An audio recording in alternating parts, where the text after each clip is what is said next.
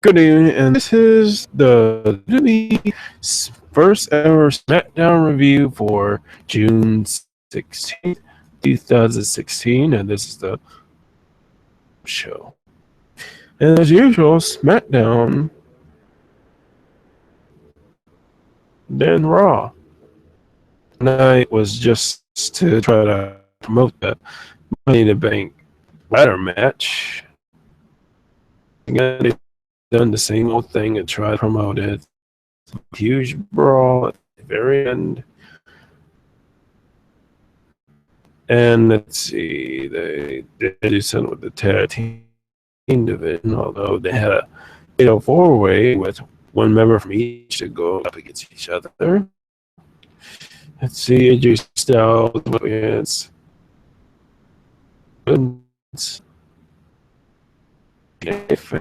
and it looks like it's AJ Styles versus Concentration Creed. And let's see. And once again, they haven't done that much.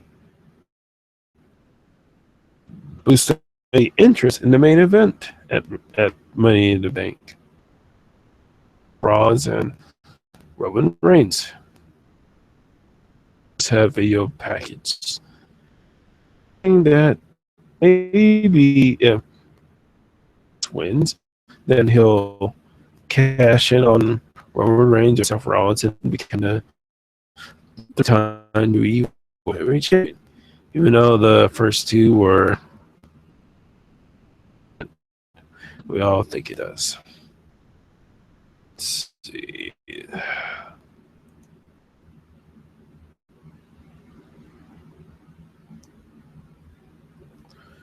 Okay, well, the Smackdown started with the Chris Jericho highlight reel, in which he says it's a new and improved set with a new Geratron 6500 and a $200,000 carpet. And God. Yes, and when I heard that, I knew exactly what's going to happen. It did. So he talked about the Money in the Bank briefcase. He said he's going to win the title that he created, no matter what Justin is. And then Dean Ambrose came out because he's his guest. And what Dean Ambrose was carrying was a cup of coffee, and I think we all knew what was going to happen.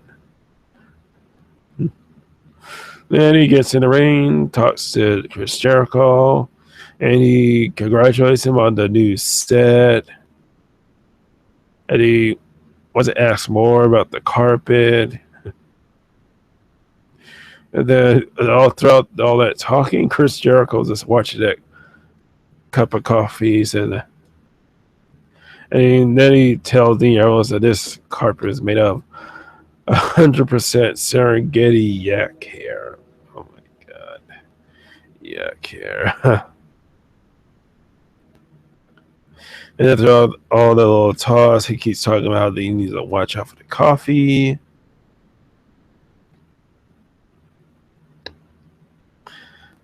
And then Ambrose pisses him so much that Jericho he says that everyone loses their Geratron privileges, so he has it go up.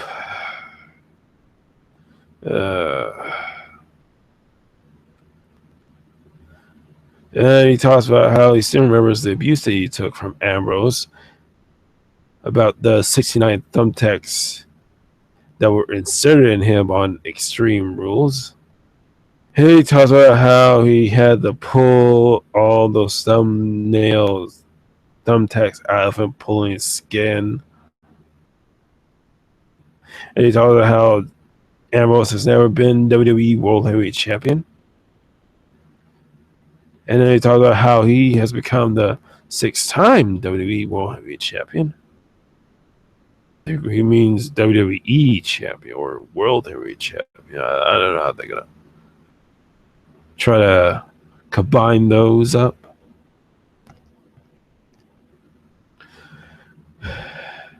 And he talks about how he's gonna win the Money in the Bank, but then he just plays and he comes out there.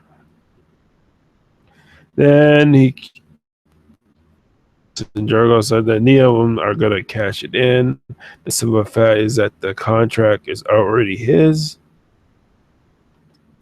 And he tells everybody in the crowd that they're fools and all that.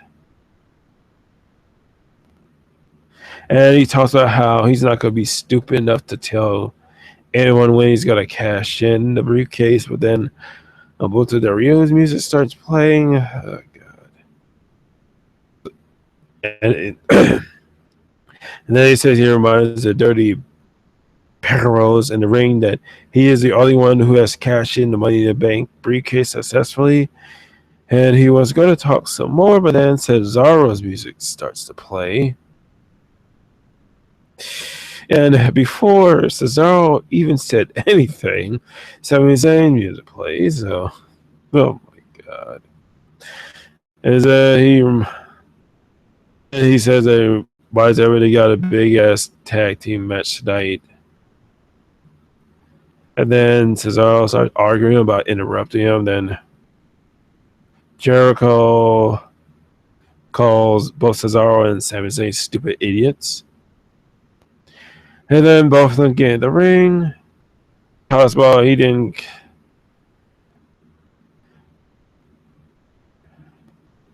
And they both come in the ring. Said that, did you call him stupid? No. Then Jericho says he didn't call him stupid. He called them stupid idiots. Or I think it's stupid idiots. I don't care.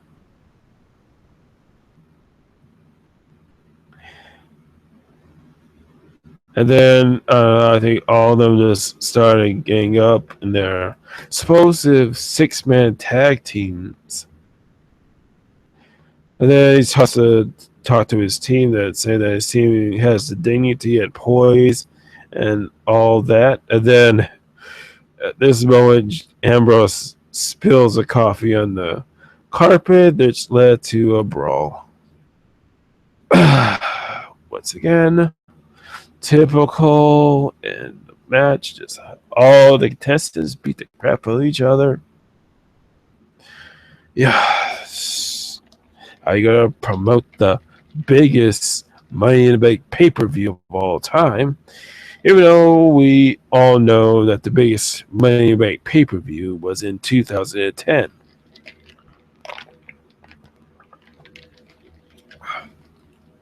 Let's face it, all those other Money in the Bank pay-per-views had great talented wrestlers, especially the first ones that were in WrestleMania.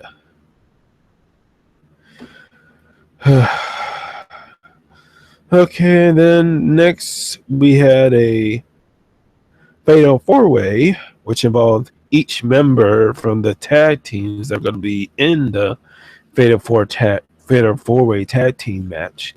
So it's Big Cass versus Kofi Kingston versus Aiden English versus Luke Gallows. And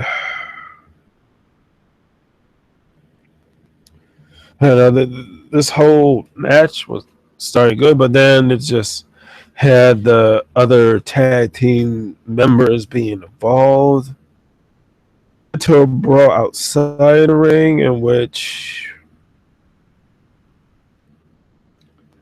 is fighting each other, and then which led up to Aiden English being the ring and the Trouble in Paradise for the win. And I don't know, it was okay to try to build up to this Fatal 4-Way tag team match. I don't know. I mean, they could have done like singles matches. Yeah, I don't know this. I mean, I thought they did good when they had that. No. I don't know. And I'm looking forward to the tag team match, and I'm guessing that maybe Luke Gallows and Carl Anderson going to win the tag team titles? Because I think the club and AJ Styles are going to try to take all the titles away from everyone. I think it's better to have the New Day have those tag team titles.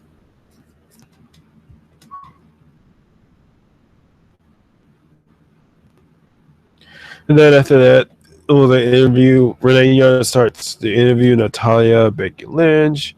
The top of that match between them against Charlotte and Daniel Brooks at Money in the Bank. And they talked about how they tried to tell Daniel Brooks not to Charlotte. And then they talk about how Charlotte's going to use her and all that.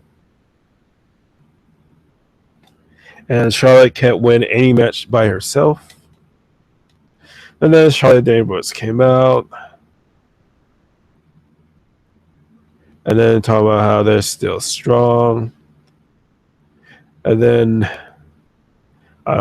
it's led to a little bit of argument between the teams. I don't know. I wanted to see a women's championship match at Money in the Bank. I don't know why they went with this. I mean, they talk about change, new era, but even with the change from Divas to women's division, it's still the same thing. They don't know how to use the women's. I mean, how many women wrestlers do they have left now? They have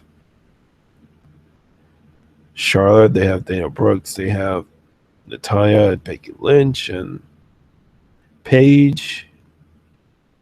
That's it. And I don't know what's happening with Naomi or Tamina or the others that's supposed to be in this organization. Got 5 women wrestlers in the active roster now. And what's happening with Alicia Fox? I don't know if they let her go or not. This is a mess with this division. And then the next match was Baron Corbin versus Zack Ryder with Dolph Ziggler and commentary. And then they let us know that Baron Corbin is going to go up against Dolph Ziggler one more time. This is the last time. Jesus Christ. Okay, this Baron Corbin versus Zack Ryder match was quick. I mean, Zack Ryder hit with a broski boot. But this match was so boring. I mean, I don't like how they're treating Zack Ryder. They just use him as a jobber now. Win the Intercontinental title at WrestleMania, I would have thought this would be his big push. And the fact that they knew that The Miz was going to do Marine 5, they didn't just let Zack Ryder keep the belt and let him defend it at Money in the Bank, but no, they let him lose to The Miz, and now the title is in limbo now until The Miz gets back. Well, in this Baron Corbin versus Zack Ryder match, the end of days on Zack Ryder and won the match. And then after this, Baron Corbin went out to ringside and stared down at Ziggler wanted a fight, but then Baron Corbin walked away.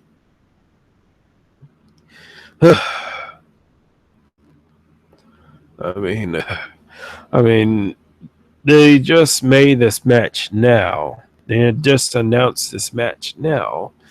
And that's well, I guess we've seen these two fight so many times, they don't really need to do that much. I don't know if it's going to be at the kickoff show or in the main pay-per-view, but I mean, let's face it, all of their matches are in the kickoff show, so I'm guessing that's what's going to happen.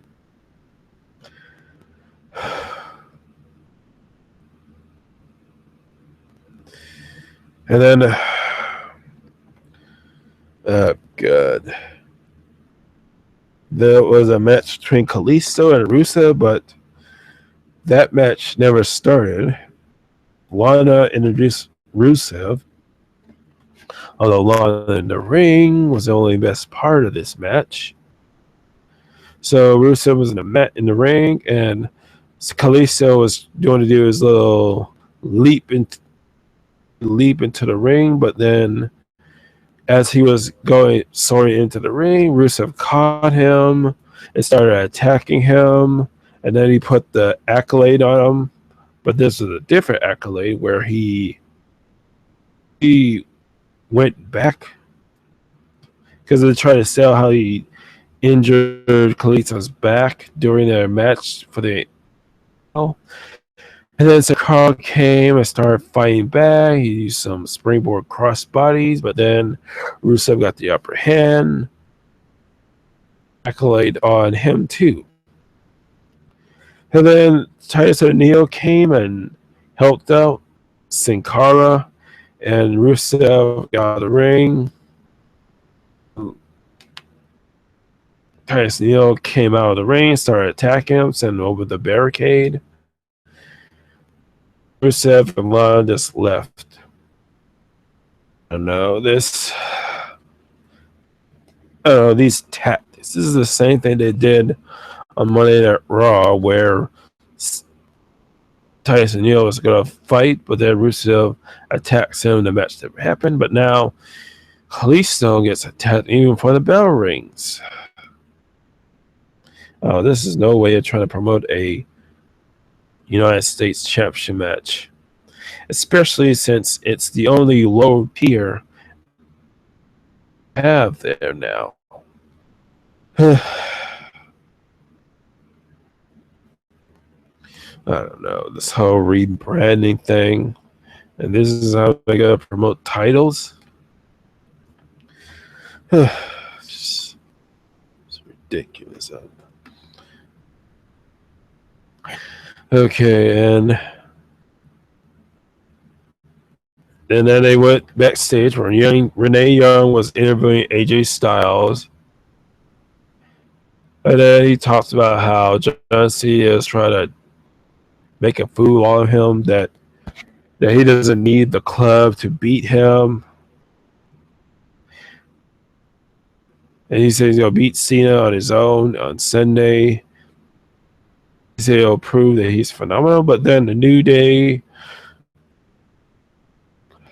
shows up, makes fun of AJ Styles and make fun of his emo haircut. AJ Styles challenges Isaiah Woods in a one-on-one match. And he talked about how Isaiah Woods talks about how he hasn't had a single match in a long time, so he agrees. And then when he goes to commercials and he comes back, it's AJ Styles versus Isaiah Woods. Okay, this was the better matches of tonight. I mean, it was a good showing for Xavier Woods. This match was just to show how AJ Styles is trying to become this snobbish, prideful heel. And throughout that match, he kept yelling at Xavier Woods, he's better than him. And Xavier Woods got the upper hand, and it looked like he was about to win this match. But then AJ Styles hit him with the phenomenal forearm, which is just a flying forearm from the top rope. And then he delivered the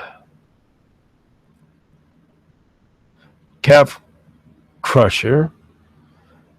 But before that, he yelled out, "Look what I'm going to do to John Cena." So he put him in the calf crusher and made it submit.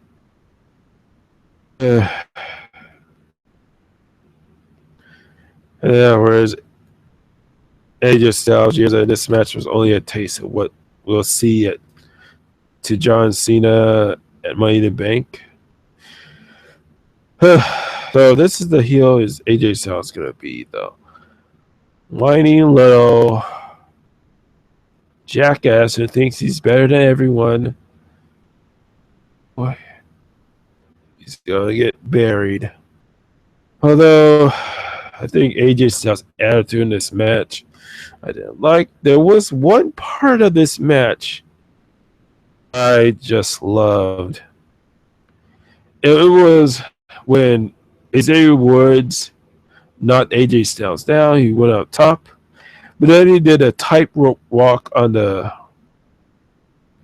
and he delivered a flying elbow to AJ Styles. I think that was the best move of the night that I've never seen it done in a long time, and I'm just wondering, why are they not using Xavier Woods more? Guy is a great singles wrestler.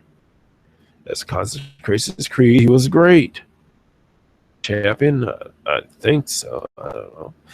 But he is a great guy who can wrestle. I mean, you see him in NXT, and you had a whole feud with him on Brodus Clay. He could be a great singles wrestler, but they haven't used him fully. And this is the problem. They don't use these NXT guys that they bring up to the main roster. They don't know what to do with him, like Neville.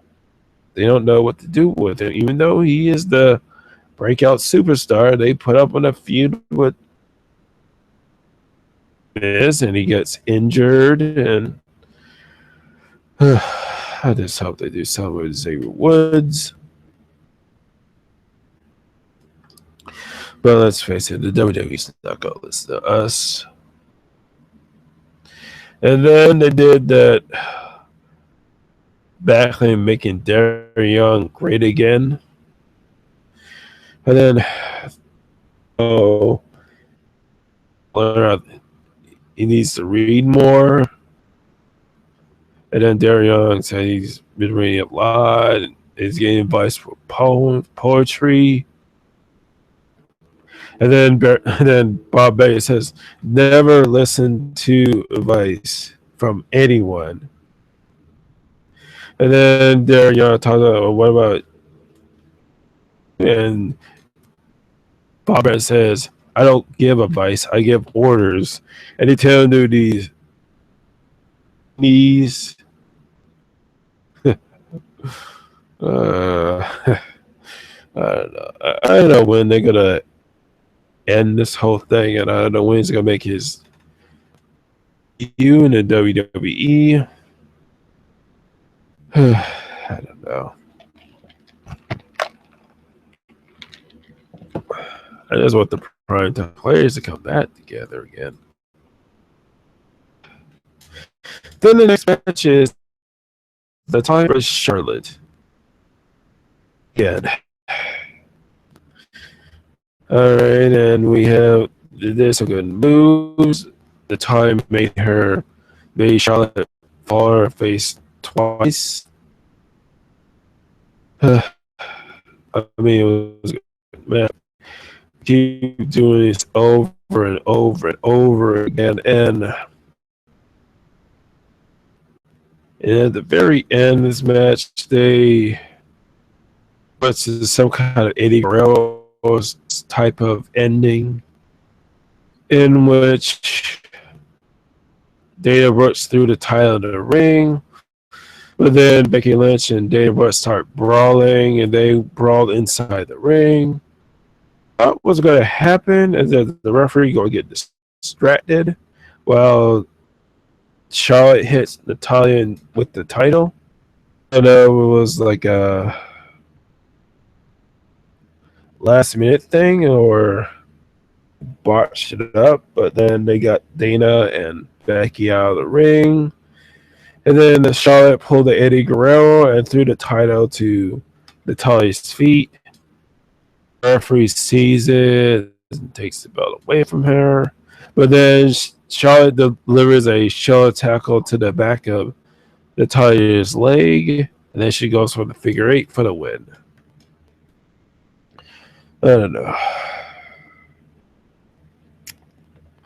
They did so much to promote this little rivalry between these two teams that they haven't done anything to try to promote the title, the women's title. I mean, we all know Paige is going to be next in line to Charlotte. I mean, she beat her twice. So I'm guessing it's going to be Charlotte versus Paige in the next pay-per-view, which I think it's... Yeah, it's going to be Battleground, the next pay-per-view. World's worst pay-per-view in WWE history. So I guess I'm going to stick with this. I don't care who wins this, as long as it's over. And then came the six-man tag between Alberto Del Rio, Chris Jericho, and Kevin Owens versus Cesaro, Dean Ambrose, and Sami Zayn. I don't know, this is very eventful. The only thing they did show is that there not going to be anyone with each other during this match because of all the misdirections.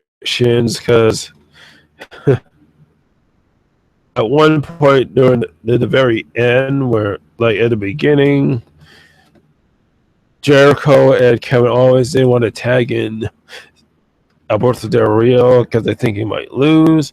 So, and then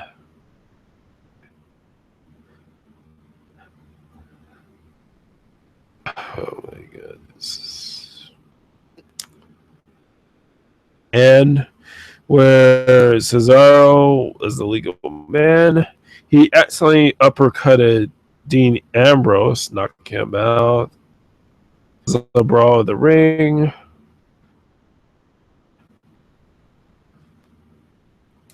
Kevin Owens and Cesaro, and then Sami Zayn came in the ring and delivered suicide dive, but he hit Cesaro, and Cesaro, and then Kevin Owens came back in the ring, hit Alberto Del Rio, then he super kicked Chris Jericho, and then he told him how he's gonna win, and then Dean Ambrose went for a roll up and then delivered the Dirty Deeds to Kevin Owens. So Dean Ambrose, Sami Zayn, and Cesaro won their match. And typical, they show that there's no trust during the Money in the Bank ladder match. And I just have to say, why do they call this the greatest Money in the Bank pay-per-view of all time? What? Just because they got a TNA star they got to bury soon? I mean, just because they took everyone who fought in the Intercontinental ladder match at WrestleMania up to the Money in the Bank ladder match.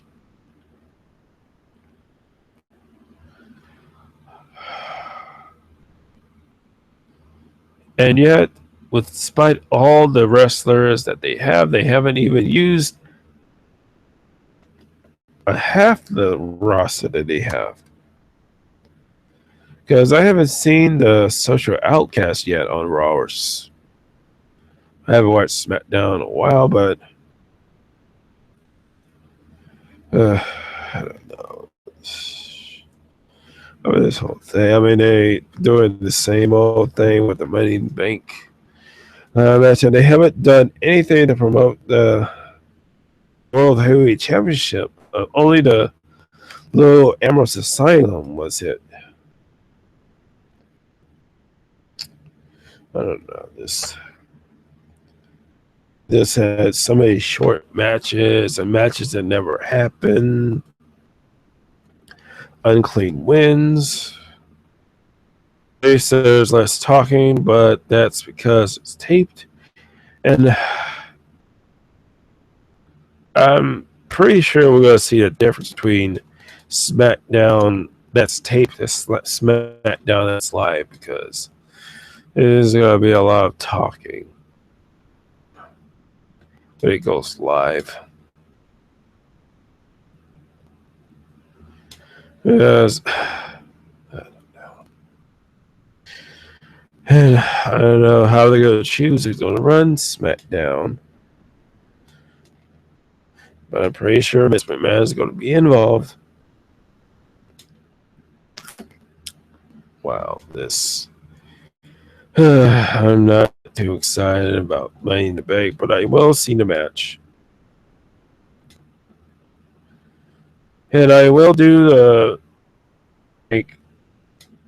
preview show probably on Saturday sometime then. Oh no, Raw and SmackDown edge a little bit higher than Raw. Well, mainly because it had a little bit more wrestling, more wrestling matches, but still, I don't know, this whole thing. I mean, they were promoted the World Heavyweight title match. There's no Intercontinental title. There's no championship. And only have one Money in the Bank ladder match out of the two that they had. And I'm still confused as to how they're going to do this rebranding with SmackDown Raw. Because the only way to do that, they need belt for SmackDown. It can't be a Intercontinental or United States title. They will eventually have to break up the WWE World Heavyweight title. And then draft. They go to the draft. Maybe take all the wrestlers that they haven't used, put them in SmackDown. I don't know. The whole AJ Styles arrogance that they're trying to do, they're just making him buriable. And that's why no matter who wins that match, AJ Styles is going to get buried. Because they want to screw TNA, and that's why they're moving to Tuesday nights. Because for some reason, I'm starting to think that they had Comcast or Xfinity that they banned Pop, they banned Spike, and they banned CMT from the digital starter packet. But hopefully the Fight Network will be able to see TNA wrestling on there live. And let's face it, I've been looking at the Fight Network, and it seems it's a lot better than that stupid WWE network. At least it's a lot cheaper, which has more fighting programs like UFC, St. Championship Wrestling, Paragon Wrestling, some MMA shows from Canada, some British Wrestling News. And yet with the WWE, it's got nothing but comedy shows like Swerve, the Edge and Christian show, Camp WWE. Awful. And to think that they're trying to say that they're the greatest sports entertainment company of all time, which they're not. And the WWE is just spreading themselves thin, thinking that they could do 2 pay-per-views a month. No, they can't do any variety for the pay-per-views they have now. And they're going to try to do 2 of these. And I still like NXT getting all these pro wrestlers instead of making their own. But let's see how they do. And let's see how to do it. Money in the Bank, and I will try to find out all the final matches that's gonna be on there. I'll be talking about them, and leave your comments, and I'll see you